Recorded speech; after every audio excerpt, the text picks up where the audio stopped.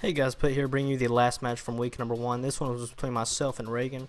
So I'm the coach of the Putts, Poliwags, of course, and he is coach of the Rays, Rattatas. So let's go ahead and jump to the battle screen here.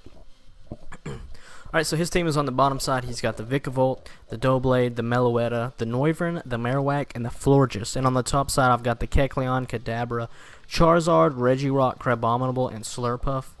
So when I first loaded into this match, looking at his team, I felt fairly confident with what he had brought. I was terrified of the Doughblade. That was the scariest mon on his team. For my whole team, I was really hoping he wouldn't bring it, but he did. I was also really afraid of Noivern. It was probably like the second worst team mon for my team. But then the other four, I really didn't want to see Meloetta and Florges, just because they're just really strong mons in general and can take a lot of hits, especially special defense hits.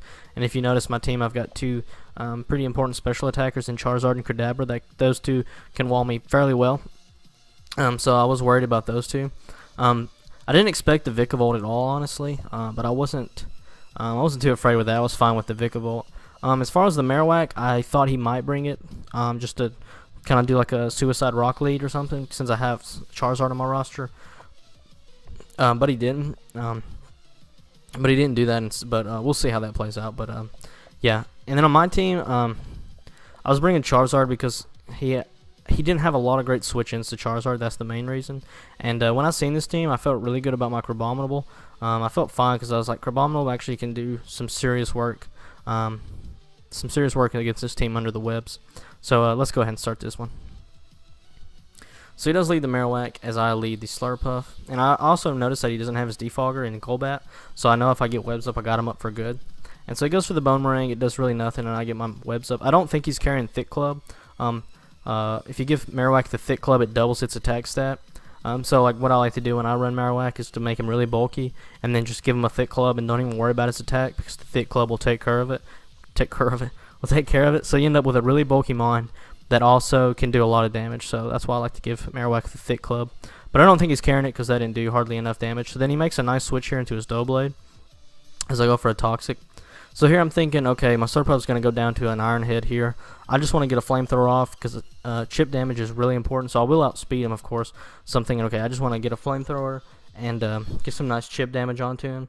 That way that he's easier to kill for some of my other mons later.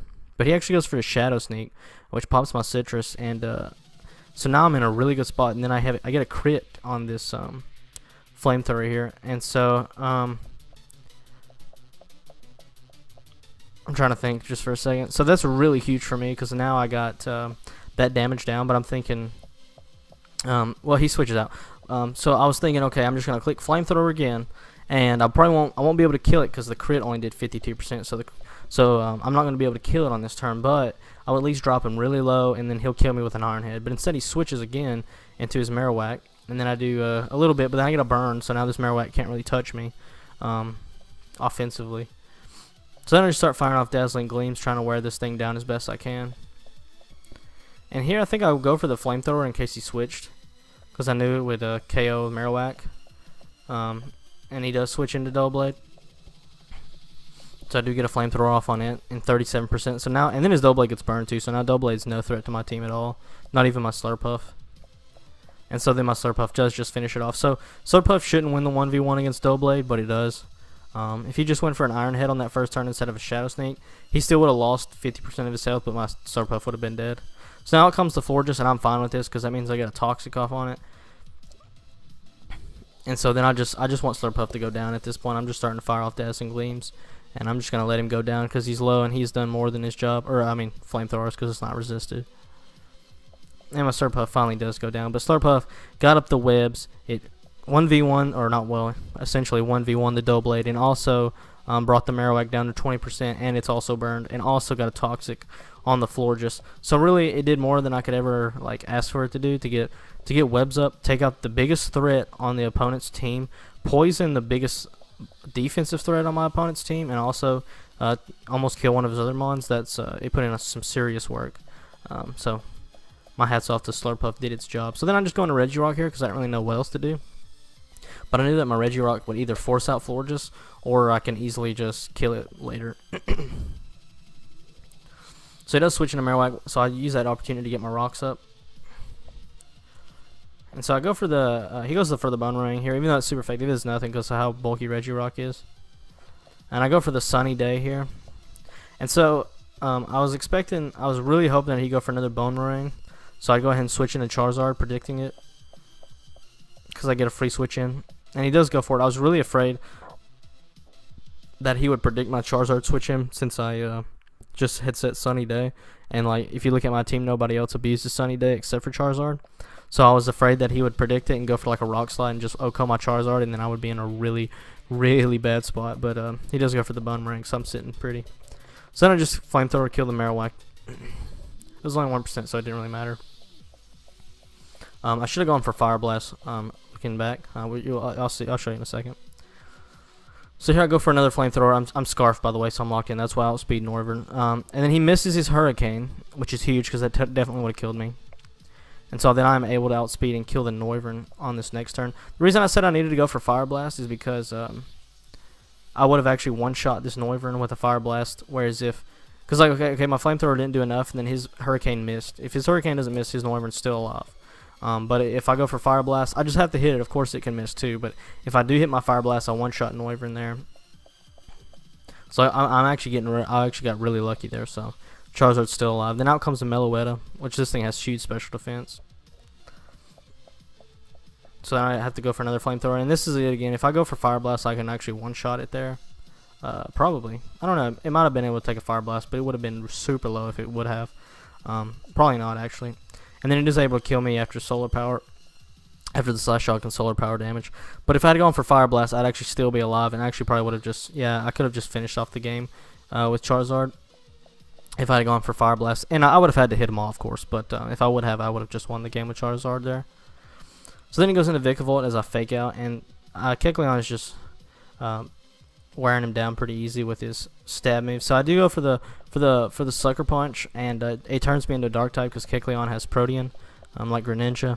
Only other Pokemon. He actually is, I think he got it first. I don't know. But it does 93% to me. And that is a ton of damage. But if you think about it, it's super effective.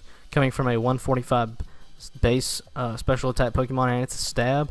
The fact that I'm actually even able to live it just shows how bulky Kecleon is and how much of a god he is. So then Kecleon is able to Sucker Punch and take out the Vikavolt. And then he does go Meloetta here, which I was really glad to see, because now I can just Sucker Punch Meloetta as well. And Kecleon can pick up 2 KOs. So then he goes out into Florges here. And I'm feeling really good about this spot. I'm just going to go in for a Shadow Sneak, get off some extra damage, and let my Kecleon go down. Could have saved Kecleon and tried to make the differential better. But I don't think it would have been worth it. Like, I could have switched in Regirock and then tried to win that way, but I don't think it was really worth it. Because now we can just go safely into Crabominable. And under Webs, I do outspeed, and the Ice Punch is an easy kill. Regardless of the crit or not, it doesn't matter. So overall, the match played out pretty well for me. My Charizard, like I said, I should have clicked Fire Blast. I just kind of went with Flamethrower. But I should have clicked Fire Blast, because if I do happen to hit all of them, then I probably just win the game off of Charizard.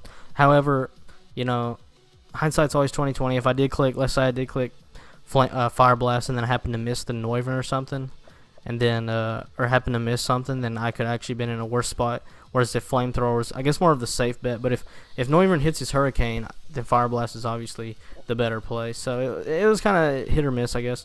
But I should have clicked Fire Blast, and my Charizard could have actually dropped possibly 4 or 5 KOs this week.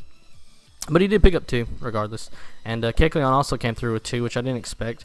My Kecleon was there just because I knew it could handle Meloetta pretty well, and even Florges decently well.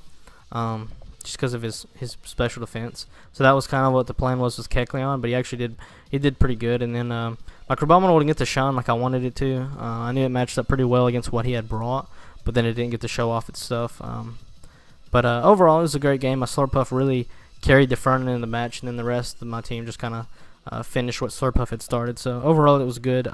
His team wasn't exactly what I expected, but I was glad to see for the most part. I was really scared of his 4 RU Mons, though. After that, though, I felt pretty confident about his team. But he did bring, honestly, 4 of the top ones that I was the scaredest of, or most scared of. The Marowak, I was actually really scared of the Marowak because of potential rocks. But he didn't bring that, so I was glad that he didn't have rocks on it. Then the Vikavolt was just kind of weird because I don't think it really was any good against my team, just because my whole team can just kind of outspeed it and bop it pretty easily. So I was not scared of the Vikavolt at all. But overall, it was a good match, and start off with a 3-0 victory, so I'll take it. And I wish my Charizard could have put in more work, though. I think I could have made. I think if I clicked Fire Blast, my differential could have ended up better, but I didn't play it exactly right. So, anyways, good game, Reagan. That will be it for week number 1. Thanks for watching, guys. Peace.